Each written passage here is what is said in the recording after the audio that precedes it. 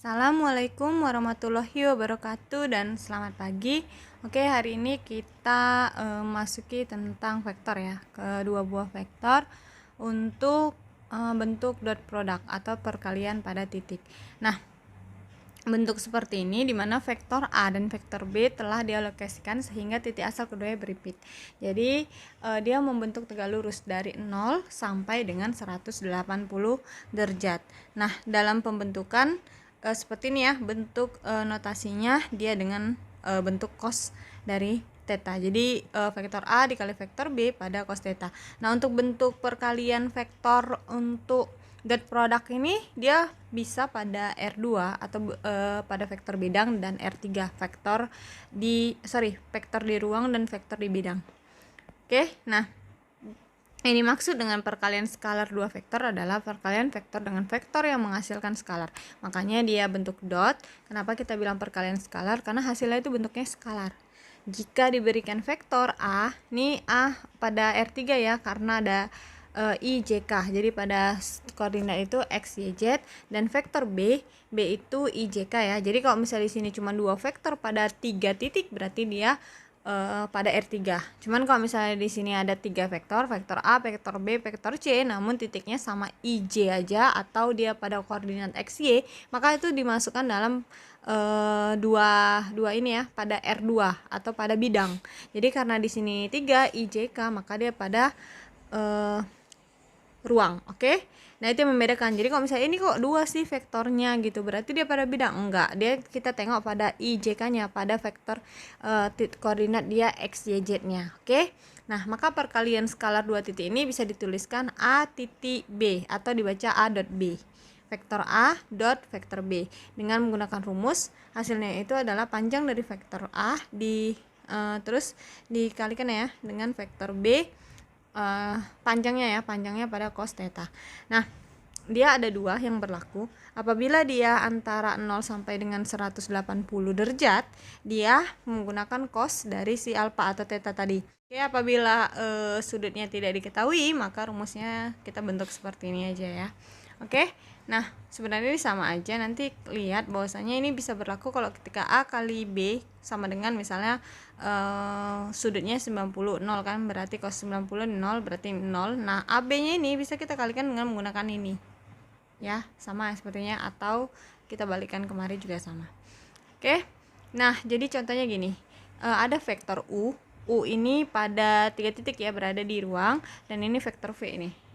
Belum ketulis ya, kepotong. Nah, ini vektor V, U, V, ada dua vektor. Kemudian dicari dot dari U dot V tadi, vektor U dot vektor V. Maka ini kan nggak diketahui ya sudutnya, maka tinggal I sama I kita kalikan. 2 kali 3 sama dengan 6. Nah, saya buat di sini lagi. 2 kali 3 sama dengan 6 ditambah. Nah, J sama dengan J, 1 min 4 berarti min 4. 1 kali min 4 min 4, dia tetap bentuknya kali bilangnya ya, perkalian. 3 dengan 7 berarti 2 1. Nah, ini sama dengan 6 kurang 4 sama dengan 2. Ini min ya. Ini min berarti min 21.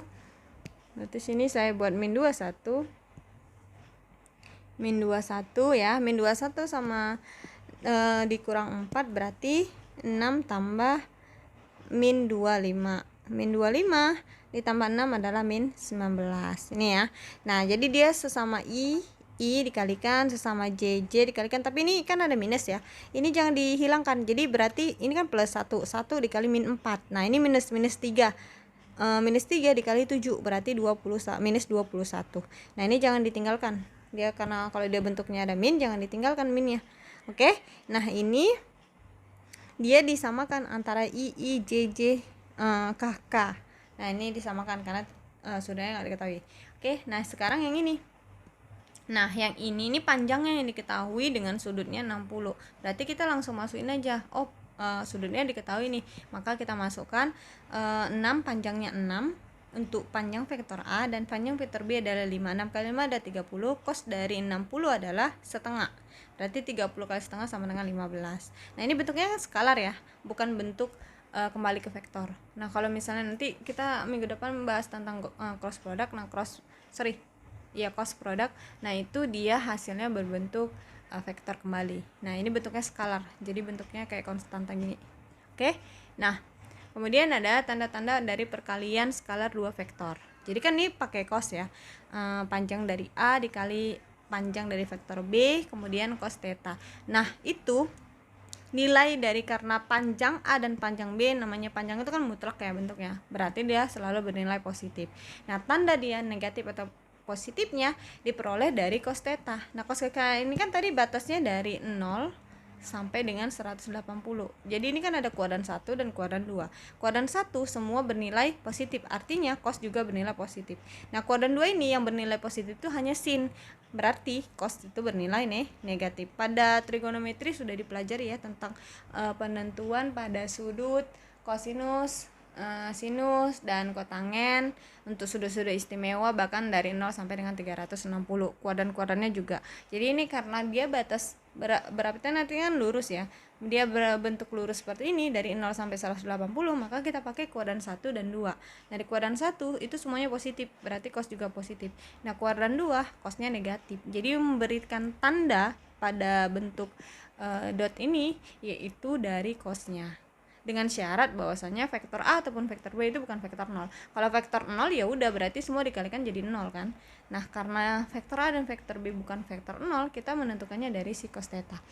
Jadi di sini ada batasannya. Ketika cosnya itu nilainya itu nih ya, ini kuadran 1, dia lancip. Kenapa lancip? Karena bentuknya yang gini. Paling tingginya kan dia sebelum 90 ya, berarti agak gini. Nah, dia sebelum 90 ini dia bentuknya lancip, di mana cosnya itu lebih besar dari 0. Maka dia bernilai positif. Kenapa? Yang seperti saya bilang tadi, dia kuadran pertama. Kuadran pertama itu cos itu bernilai positif. Tapi ketika dia mulai dari 90 sampai 110, ini kan sebelah sini ya. Ini 90 ke 180, dia berada di kuadran kedua. Berarti dia nilai cosnya negatif. Itu kenapa dia di sini negatif. Nah, kalau dia 90 tegak lurus nih, tegak lurus, saling tegak lurus, berarti kuadran 1 di sini vektor di sini 1, vektor kedua di sini.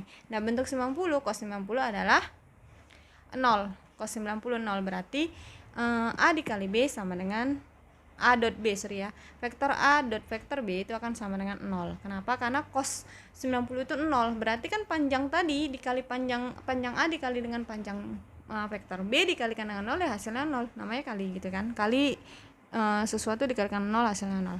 Nah, ketika dia vektornya di sudut 0 derajat, maka cos dari 0 adalah 1. Itu kenapa? Jadi tinggal panjang A di dot dikali dengan panjang B. Cosnya nggak lagi, cosnya 1 tadi. Oke ya. Jadi kalau ketika dia tegak lurus 90 derajat berarti A kali B sama dengan 0, tapi kalau ketika dia 0 derajat cosnya 1 berarti panjang A dikali dengan panjang B. Nah, oke ya. Sekarang 180 derajat. 180 derajat itu negatif karena dia berada di kuadran kedua. Negatif 1. Kenapa negatif 1? Karena dia lurusan dari 0 ya. 0 derajat itu kan 1, berarti lurusannya karena dia negatif menjadi negatif 1. Maka di sini jadi min vektor panjang vektor A dikali dengan panjang vektor B. Jadi ada 5 ketentuan ya. Yang pertama, ketika dia berada di kuadran 1 yaitu antara lebih dari 0 derajat sampai kurang dari 90 derajat. Kemudian kuadran kedua yaitu lebih dari 90 derajat sampai kurang dari 180 derajat. Yang ketiga adalah ketika tegak lurus dia 90 derajat maka bentuknya seperti ini, atau dia ketika 0 derajat bentuknya seperti ini, dan ketika 180 derajat bentuknya seperti ini ya. Oke, nah langsung saja kita ke contoh soalnya. Jadi di sini ada vektor K dan vektor L. Nah, vektor K ini 3 ya, berarti dia berada dalam ruang I, J, K atau X, Y, Z. Nah, L juga sama, mereka ini saling tegak lurus. Di sini diketahui bahwasanya ketika dia saling tegak lurus maka dia jadinya ini. Coret ya. Ini sama dengan 0. Nah, panjang A dikali panjang B sama dengan 0. Oke. Nah, berarti kita masukin panjang A dikali panjang L. Nah, ini bisa kita pakai rumus yang tadi, yang kedua, yang ketika sudut yang diketahui ya.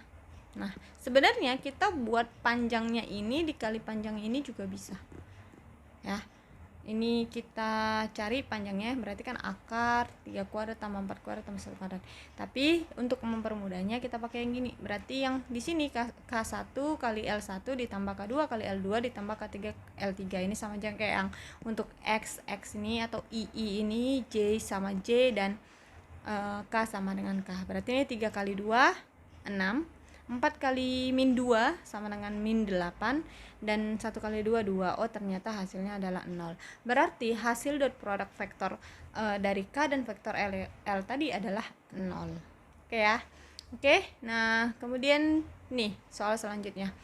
Vektor A adalah 72 tambah P min 3, vektor B adalah 332. Nah, berarti ini berada dalam ruang ya, karena ada 3 titik koordinat X, Y, Z atau bisa dituliskan secara basis IJK.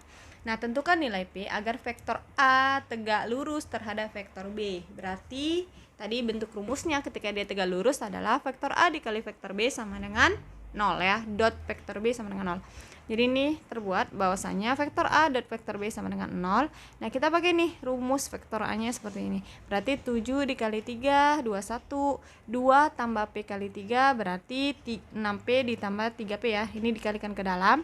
Kemudian min 3 dikali 2 adalah min 6.